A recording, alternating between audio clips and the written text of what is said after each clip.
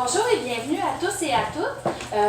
Moi, je me présente, je m'appelle Mélanie Lessard, je suis membre de l'Association des biologistes du Québec et je me sers aujourd'hui de mes connaissances pour vous aider à mieux comprendre le pharmacien puis le médecin quand il donne des conférences ou même quand il vous parle dans le bureau. Aujourd'hui, mon intention, c'est de vous apporter des notions de base en physiologie nerveuse. Alors, dans notre corps, on a 100 trillions de cellules. Ça, c'est beaucoup de cellules. Une cellule, savez-vous, ça mesure combien? Juste en passant comme ça, une cellule en diamètre, y a-t-il quelqu'un qui a une idée? 1/40e de millimètre. Une cellule, c'est 1/40e de millimètre et on en a 100 trillions chez un adulte de 60 kg. Mais de ces 100 trillions de cellules-là, on peut les diviser en 200 types cellulaires. Ah, là, déjà, ça a plus d'allure. Les cellules d'os, les cellules sanguines, les cellules de foie, les cellules nerveuses, qu'on appelle les neurones, et qui est le sujet de la conférence d'aujourd'hui. Dans les 200 sortes de cellules qu'on a, si vous avez des questions, je voulais vous dire, je vous en prie, levez la main, je suis là pour répondre à vos questions. S'il y a quelque chose, je ne suis pas certaine, j'ai amené mon bouquin, je vérifie sur place, puis je vous donne la réponse sur place si possible, mais je vous en prie, ne vous gênez pas avec vos questions, OK? Alors, c'est ça, des 200 types de cellules qu'on a, il y en a seulement 3 qui ont une particularité, c'est-à-dire qu'elles sont capables de générer de l'électricité. Mais comme dans un fil électrique, la même chose, là, ça se mesure en millivolts. C'est sûr que Hydro-Québec, ça se mesure en kilovolts, là, mais c'est la même électricité que dans un fil électrique.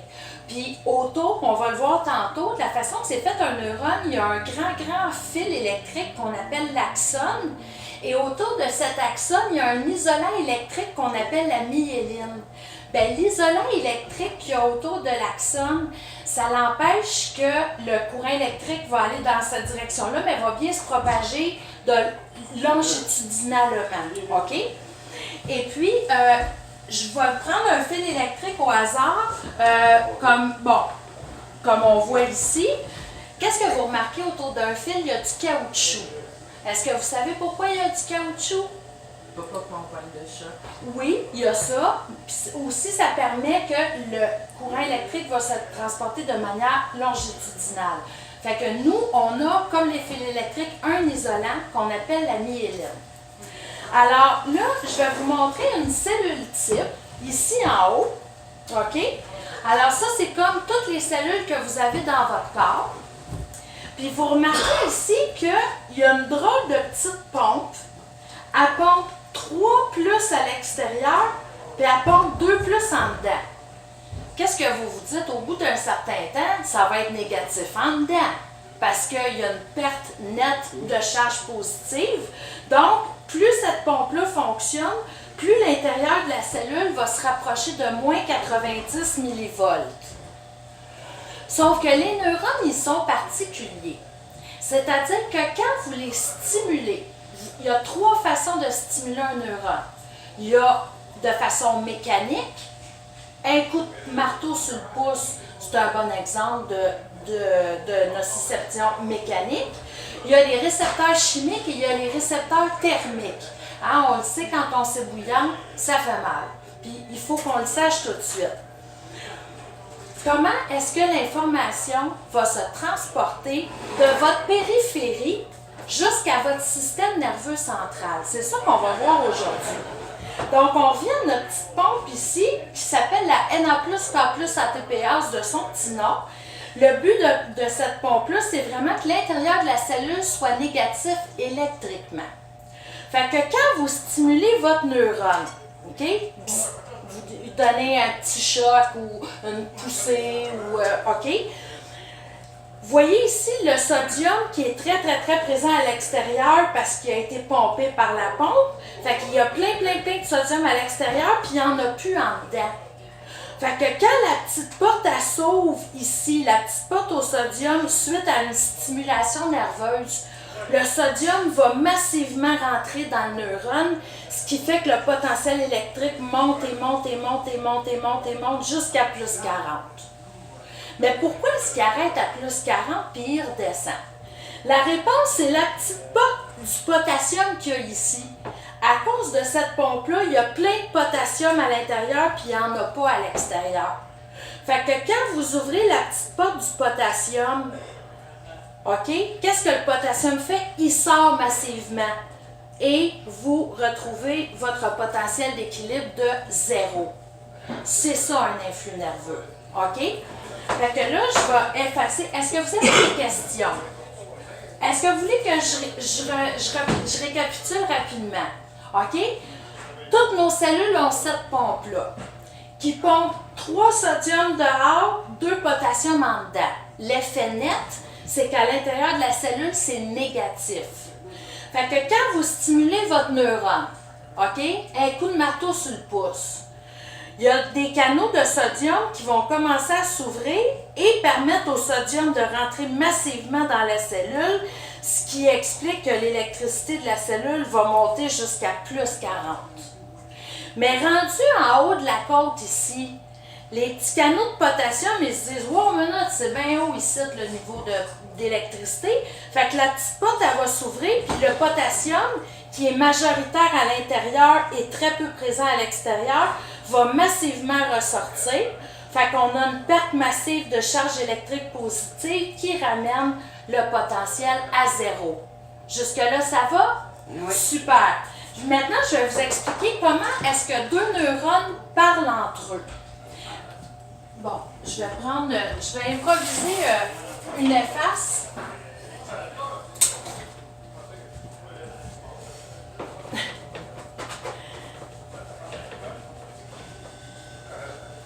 Donc, pendant que je suis en train de dessiner, est-ce qu'il y en a qui ont des questions sur ce que je vous ai expliqué jusqu'à maintenant? Ça va bien? OK, super. Alors, neurone A, avec son axone et ses terminaisons synaptiques. Neurone A, neurone B. Je vais vous le montrer, ça ne sera pas long. OK, super. Alors, les neurones sont tous organisés comme ceci. C'est-à-dire qu'ils sont connectés entre eux par une structure bien particulière qu'on appelle la fente synaptique. Qu'est-ce que la fente synaptique? Si mon crayon peut bien s'ouvrir. Qu'est-ce que la fente synaptique? C'est la région ici, OK, où les neurones vont communiquer entre eux. Donc, ça ici, c'est un bouton synaptique dans lequel il y a quelque chose que vous connaissez très bien qu'on appelle des neurotransmetteurs. Vous avez déjà entendu ça, neurotransmetteurs, hein? Bon, fait que, supposons que vous stimulez ce neurone-ci avec un coup de marteau sur le pouce. Donc, lui, il va faire son potentiel d'action comme on a vu tantôt. Et le potentiel d'action se propage comme ça le long de l'axone. Et quand le potentiel d'action arrive au bout où il y a la synapse, il y a libération de neurotransmetteurs.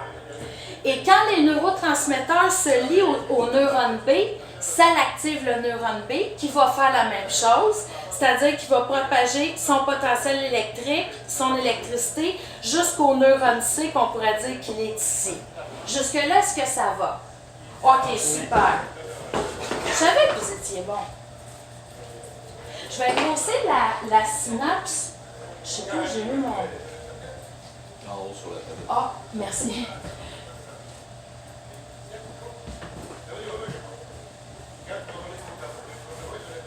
Bien, j'avais ma belle petite guenille chez moi en plus. OK.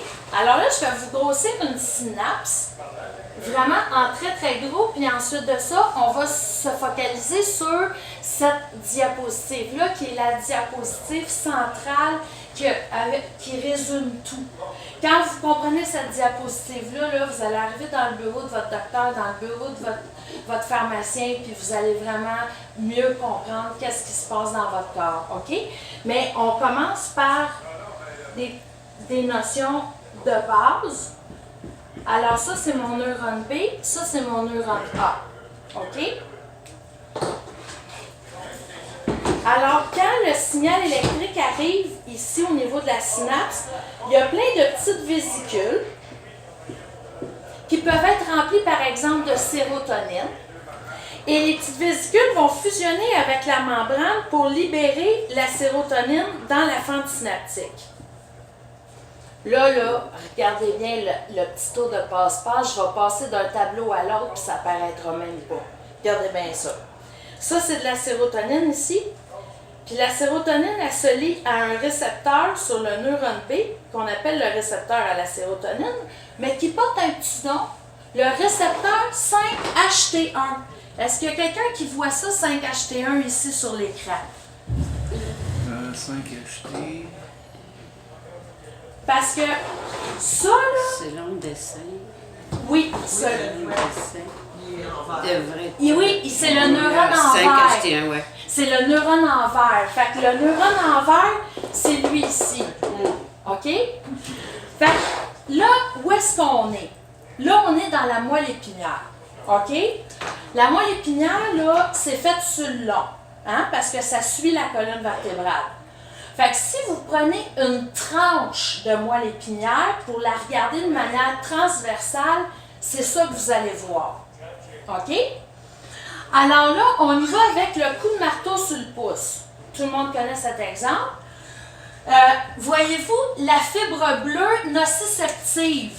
Voyez-vous ça, le neurone bleu, fibre nociceptive? Ouais, ça là, ça c'est là qui arrive le coup de marteau. OK? Et c'est écrit « Libération de molécules algogènes ». J'ai lu une expérience bien intéressante dans mon livre de physiologie, le Textbook of Medical Physiology. Alors, j'ai lu quelque chose de bien intéressant à l'effet que quand quelqu'un, mettons, se frappe le pouce avec un marteau, tu prends une injection, une petite seringue, puis tu tires le liquide de la région qui a mal. Puis vous injectez ce petit liquide-là sous une surface d'une peau qui n'a rien. Ça va faire aussi mal. Ah ouais? Ça va faire aussi mal. Alors qu'il n'y a aucune stimulation nociceptive, mécanique, rien du tout. Alors là, les chercheurs se sont dit, il doit y avoir une substance, OK, qui est libérée quand il y a un traumatisme tissulaire. Si vous regardez sur l'écran, libération de molécules algogènes, est-ce que algogène, c'est un nom qui vous dit quelque chose? Les molécules algogènes, c'est une molécule qui va induire de la douleur. OK? Fait que c'est pour ça que quand les chercheurs ils ont pris le pouce qui vient d'être frappé au marteau, ils ont pris un petit peu du liquide de la région endolorie, ils l'injectent dans un tissu sain normal, ça fait aussi mal que où il y a eu le coup de marteau. La raison, c'est les bradykinines. OK?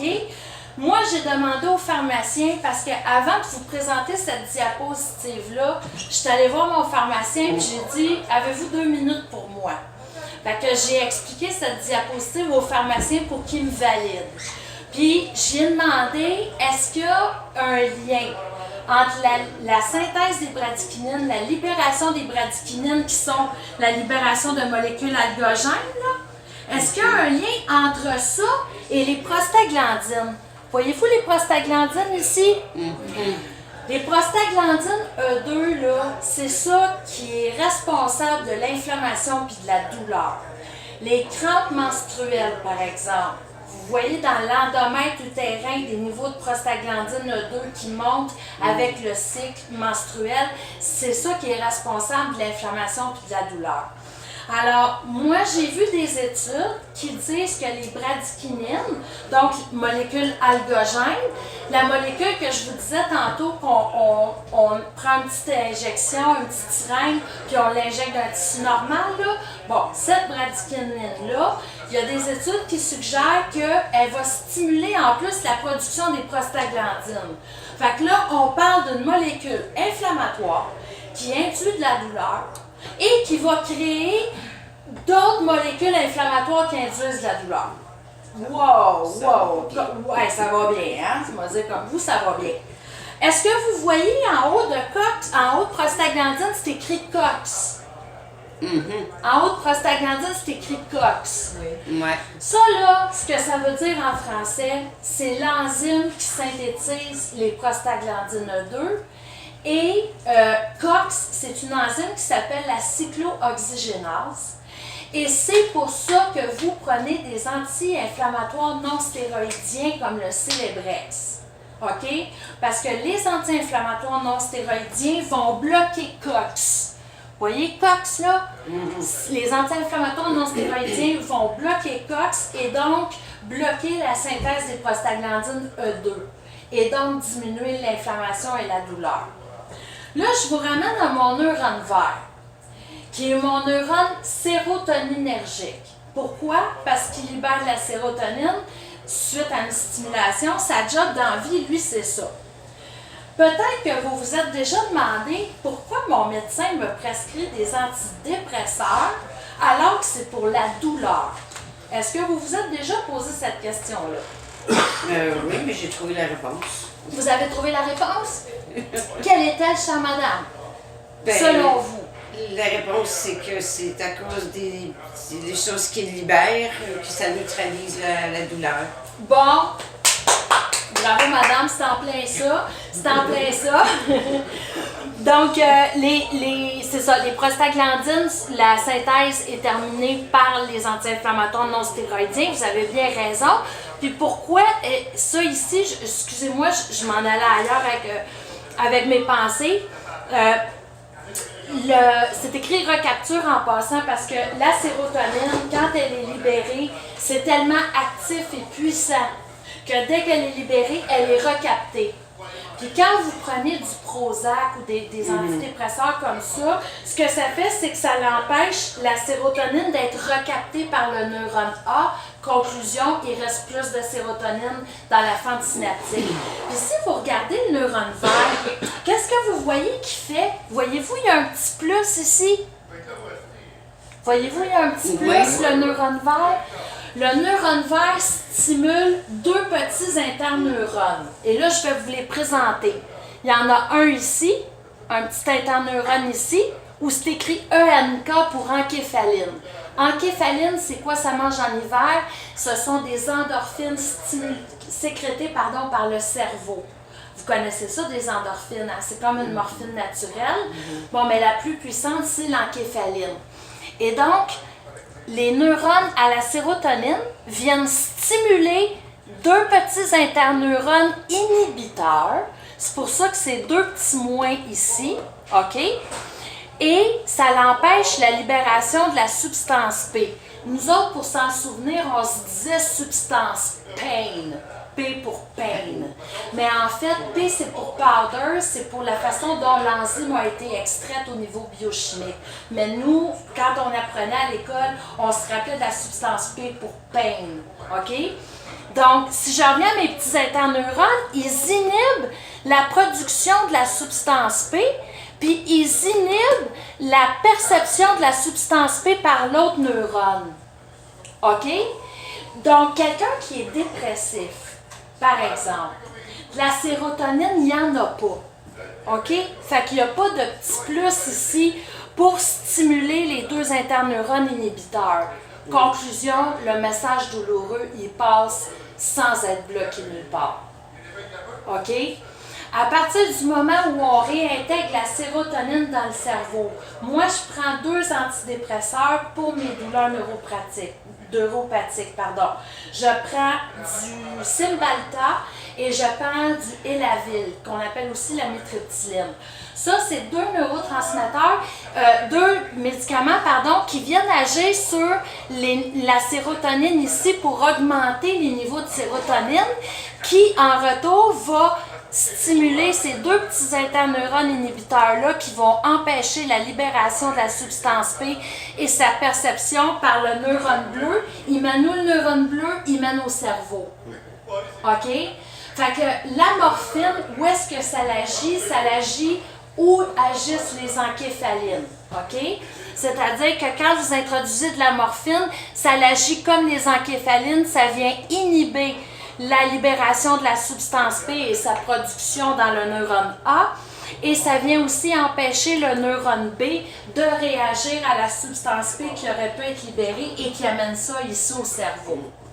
Hey, c'est pas facile ce que je suis en train de vous montrer là. Est-ce que vous avez des questions? fais... Je vais juste savoir, Oui. dans le verre, là, le petit plus, là, Oui, c'est qui a pas ça, déjà? les gens qui sont en dépression, ils ont moins de sérotonine que les autres. Puis le fait d'avoir moins de sérotonine, tu vois, la sérotonine, ce qu'elle fait, c'est qu'elle active 2 interneurones inhibiteurs. Mais quand tu n'en as pas de sérotonine parce que tu es déprimé, ben il n'y a pas les petits interneurones inhibiteurs pour empêcher la libération de la substance P. Fait que la substance P, elle n'a aucun obstacle à sa transmission. Ben ouais, go, le message douloureux passe. Fait que c'est pour ça qu'ils vous donnent des antidépresseurs contre les douleurs neuropathiques. C'est pour ça ici, c'est pour la sérotonine. Mais moi j'ai pas le droit d'anti-inflammatoire. OK. À cause de mon fouet. Ouais. J'ai pas le droit. Fait que là, qu'est-ce qui arrive dans ça? En fait, il y a... Moi, j'ai toujours l'inflammation. Oui, ben c'est ça, il y a toujours, il y a plusieurs classes d'anti-inflammatoires. Je ne suis pas pharmacienne, c'est pas ma spécialité, mais il y a plusieurs classes et tous les anti-inflammatoires non stéroïdiens bloquent la COX. Ça, je l'ai vérifié encore ce matin. Tous les AINS, les anti-inflammatoires non stéroïdiens, bloquent la cyclooxygénase, donc la production des prostaglandines 2.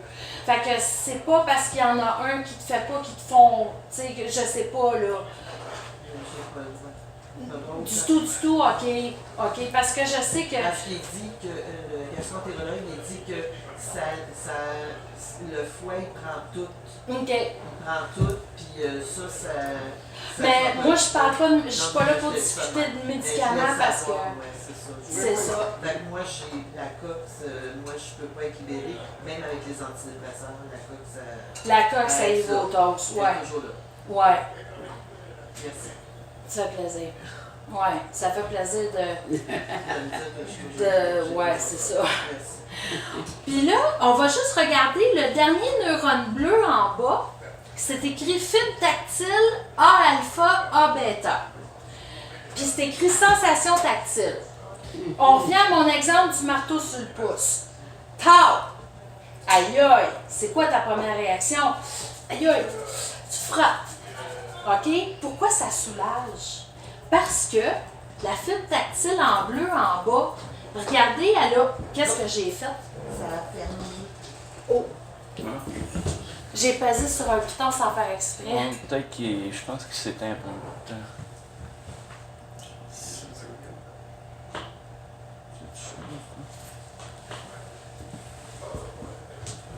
En fait, Il y a un petit bouton sur le côté, parce que tu as mis ton doigt sur le côté. Y a un petit bouton à droite? Oui, si je fais ça, il va revenir.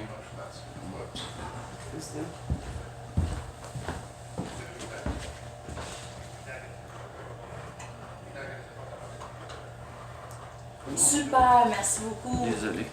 Super. Donc, le neurone bleu qui est en bas ici, vous voyez, c'est écrit sensation tactile. Donc, on revient, autre exemple, une portière de char, ses doigts. OK? Ça fait Aïe, aïe. Fait qu'on frotte tout de suite après, hein? Pourquoi ça soulage? Parce que, je vous ramène au petit neurone bleu en bas, écrit fibre tactile. Voyez-vous qu'il y a un petit bras avec un plus? Voyez-vous ça? Il vient stimuler un interneurone qui est en orange, OK? Et qui libère du GABA. Le GABA, ce que ça fait, c'est que ça fait rentrer du chlore négatif dans les cellules. Donc, ton neurone bleu de fibre nociceptive, là, la fibre nociceptive ici, elle veut libérer sa substance P. OK? Elle, c'est ça sa job. Il y a une nociception, elle veut libérer sa substance P. Sauf que là, vous frottez votre pouce ici. Ça vient stimuler cet interneurone qui est un autre interneurone inhibiteur. Voyez-vous le petit moins? Parce que le GABA, ça fait rentrer du chlore dans les cellules et le chlore, c'est négatif. Fait que vous vous souvenez de la courbe électrique de tantôt? C'est négatif, c'est négatif, c'est négatif. Fait que vous vous éloignez du seuil d'excitation. Quand vous prenez votre TENS, pour ceux qui avaient un TENS à la maison, ça stimule cette fibre-ci. OK? Et en stimulant cette fibre-ci, ça vient stimuler cet interneurone inhibiteur gate control, c'est pour le système du portillon. Vous vous rappelez le système du portillon? C'est ça le système du portillon, c'est ce petit interneurone inhibiteur orange. Donc finalement, je pense que je vous ai expliqué pas mal toute la diapositive. On Oui, parlait d'endorphines tantôt, là. oui, encéphaline Sur- dans le cas ici. Ils sont où, là, dans tout ça, là? Certainement, je vais vous montrer ça tout de suite. C'est le Le petit ENK. ENK, oui. OK. Fait que il arrive par les deux bleus, mauve bleu. C'est ça, les interneurones inhibiteurs ici, ils vont empêcher la production et la libération de la substance P. OK. OK? Puis l'autre interneurone inhibiteur va empêcher le neurone B, d'être réceptif. OK. Je veux juste savoir par où c'est arrivé. Oui, puis écoutez, je vous montre pas le schéma le moins compliqué de la planète, là. Non, Je pense ouais. que ça vient d'un hôpital, je pense que je suis allée vérifier, ça vient d'un hôpital en anesthésiologie ou, tu sais, c'est une belle diapo, là. J'ai montré ça au pharmacien, puis il m'a dit, Mélanie, vas-y avec ça, il t'y rentre pas juste trop dans les détails pour pas mêler ton monde, mais, fait que, c'est ça. OK, merci. Est-ce que, OK, là, je vous ai pas parlé des petits bébés interneurones en haut, là. Tu sais, GABA, NK, mais ça, je veux pas rentrer là-dedans parce que je trouve que c'est trop complexe, puis ça servira pas nécessairement la cause aujourd'hui. Mais je vais vous terminer ma conférence, je vais vous montrer un schéma qui est 622, page 622, je me rappelle de la page, attendez, ce sera pas long. Page 622, voilà. OK. Je vais m'approcher de vous parce que je veux vous le montrer. Est-ce que vous voyez ici, vous avez une vertèbre avec la moelle épinière au centre. Là, ici, c'est écrit Chronic Pain Fibers. Là, c'est écrit Acute Pain Fibers. Ça veut dire que déjà dans la moelle épinière, il y a une distinction entre la douleur aiguë et la douleur chronique. La douleur aiguë arrive avec le glutamate, tandis que la douleur chronique serait associée à la substance P. OK? Fait qu'une douleur aiguë, c'est la main sur le rond de poil. Ça,